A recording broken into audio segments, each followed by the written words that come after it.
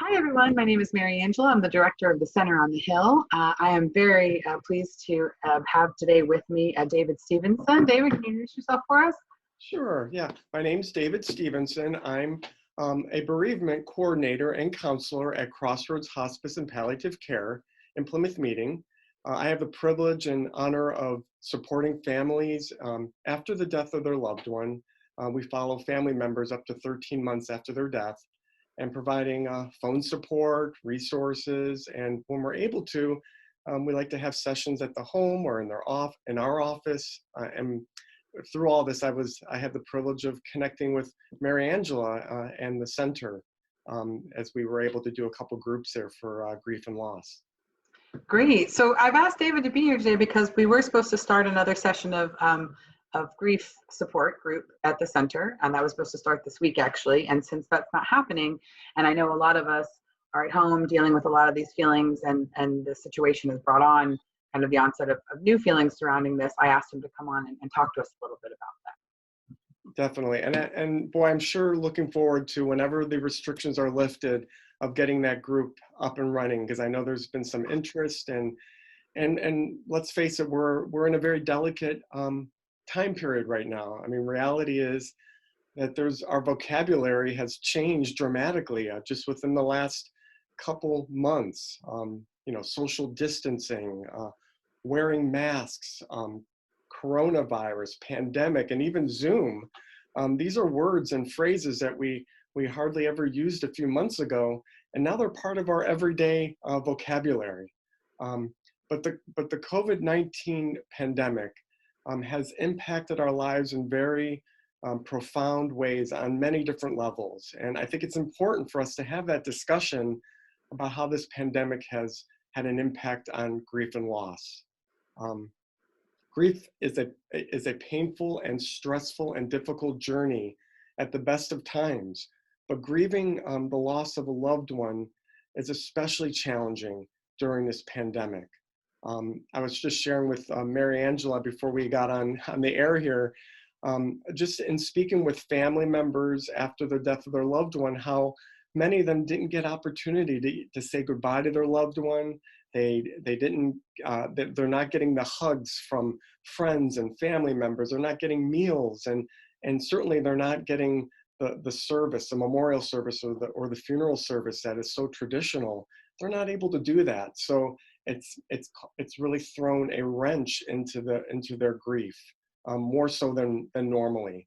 And then for those of you who are listening and have lost a loved one, maybe months or years ago, this pandemic has triggered that grief, and so it's definitely created a huge strain on what the grieving process typically looks like.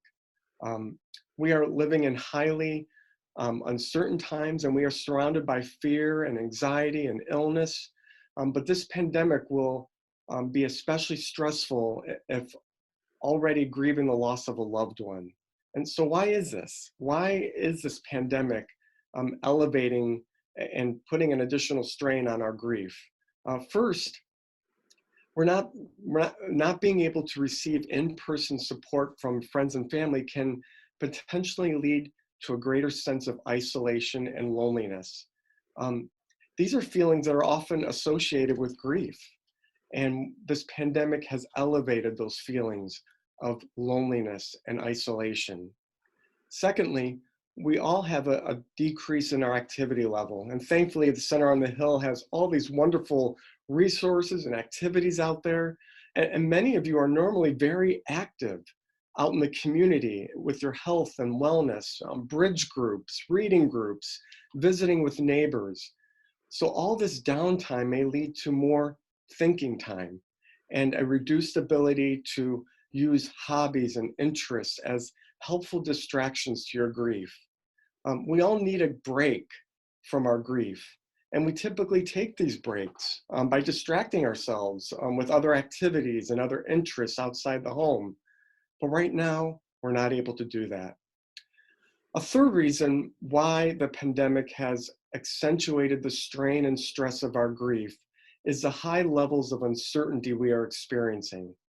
It's hard, if not impossible, to plan for anything in the future. And as grievers, we find comfort in routine.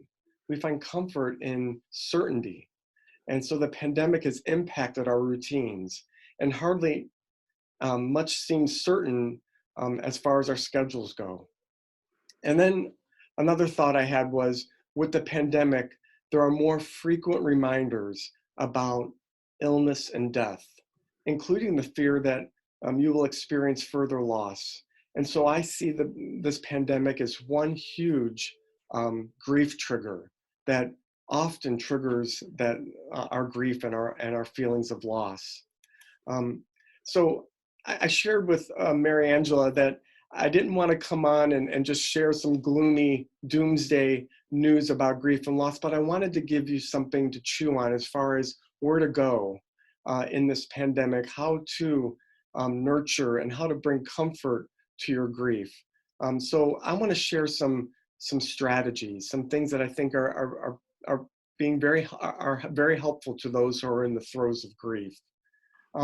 First, I think what we need to do is we need to acknowledge that grieving at this time is more challenging than coping with loss outside a health crisis. You have additional sources of stress to contend with, so you must practice self-compassion. Signs of self-criticism might come in the form of beliefs like, I should be doing better than this, or I am failing to keep it together. Failing to acknowledge the additional stress associated with the pandemic runs the risk of blaming yourself for something that is really out of your control. A second suggestion to help support your well-being while grieving is to stay connected to others. It's very important, if you are grieving and socially isolated, to connect with others. Often we don't feel like talking to others after losing a loved one. If you lack this motivation, try to book times for phone calls and video chats. Arrange these conversations as appointments that you have to keep. Agree on times with people in advance so that you are more likely to follow through on those discussions. A third is to alternate between loss and restorative activities. This idea comes from the dual process approach to grief and loss, which says that people need to move between loss-related activities and restorative activities. So loss-related activities would be like looking at photos of your loved one, or maybe crying, or maybe talking about the person.